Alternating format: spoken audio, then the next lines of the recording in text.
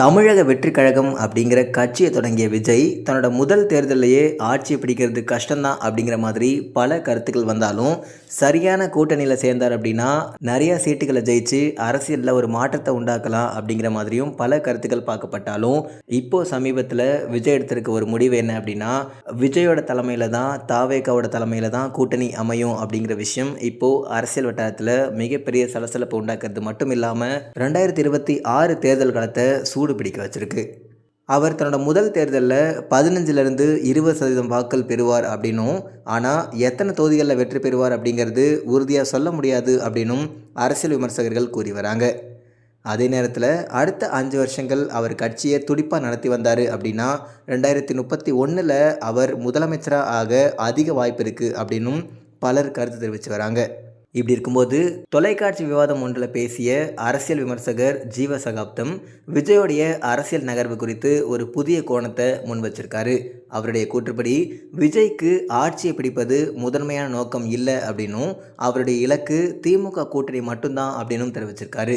திமுக கூட்டணியில் கல் எறிஞ்சு அங்கே இருக்க சில கட்சிகளை வெளியேற்றணும் அப்படிங்கிறது தான் விஜயோட ஒரே நோக்கமாக இருக்குது அப்படின்னும் ஜீவசகாப்தம் தெரிவிச்சிருக்காரு. திமுக இப்போ தொடர் வெற்றிகளை பெற்று வருவதற்கு முக்கிய காரணம் அந்த கூட்டணியில் விடுதலை சிறுத்தைகள் மற்றும் காங்கிரஸ் கட்சிகள் இருப்பது தான் அப்படின்னும், இந்த கட்சிகள் ரெண்டும் கூட்டணியில் இருந்து வெளியேறிட்டாங்க அப்படின்னா திமுக கூட்டணி படுதோல்வியை சந்திக்கும் அப்படின்னும் சொல்லப்படுது. இந்த 2 கட்சிகளையும் கூட்டணியில் இருந்து வெளியேற்றும் முயற்சியை மட்டும்தான் விஜய் செஞ்சு வராரு அப்படின்னும் அவர் தெரிவிச்சிருக்காரு. இப்படி இருக்கும்போது விடுதலை சிறுத்தைகள் கட்சியின் தலைவர் திருமாவளவன், நான் ஒரு நடிகரை நம்பி அவருடைய கட்சியின் பின்னால் செல்ல மாட்டேன், இந்தியா கூட்டணியை உருவாக்கியவர்களில் நானும் ஒருவன், அதனால் இந்த கூட்டணியில் இருந்து வெளியே வரமாட்டேன் அப்படின்னும் திட்டவட்டமாக தெரிவிச்சிருக்காரு.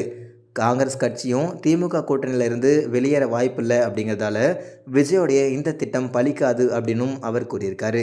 ஆனால் அரசியலில் என்ன வேணாலும் நடக்கலாம் அப்படின்ற நம்பிக்கையில் தமிழக வெற்றி கழகத்தின் தொண்டர்கள் வேறு விதமாக கருதுகிறாங்க.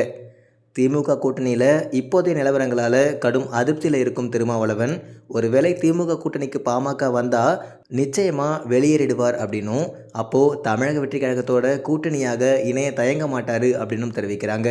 அதோட காங்கிரஸ் கட்சியுடைய தலைவர் ராகுல் காந்தி விஜய்க்கு மறைமுகமாக ஆதரவு கொடுத்துக்கிட்டு இருக்காரு அப்படின்னும், நவம்பர் அல்லது டிசம்பர் மாதத்தில் கண்டிப்பாக ராகுல் காந்தி ஒரு அதிரடி முடிவை எடுப்பார் அப்படின்னும், அது திமுக கூட்டணியில் பெரும் சலசலப்பை ஏற்படுத்தும் அப்படின்னும் தமிழக வெற்றி கழக தொண்டர்கள் மத்தியில் பேசப்பட்டு வருது.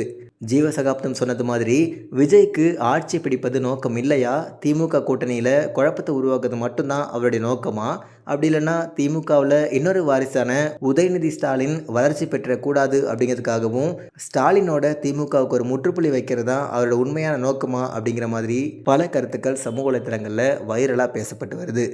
விஜயோடைய அரசியல் பயணம் தமிழக அரசியலில் என்னென்ன மாற்றங்களை கொண்டு வரப்போகுது அப்படிங்கிறத நாம் பொறுத்திருந்து தான் பார்க்கணும். அப்படின்னாலும் 2026 தேர்தல் கண்டிப்பாக நம்ம எதிர்பார்த்ததை விட இன்னுமே பரபரப்பாக இருக்கும் அப்படிங்கிறதுல எந்த சந்தேகமும் இல்லை.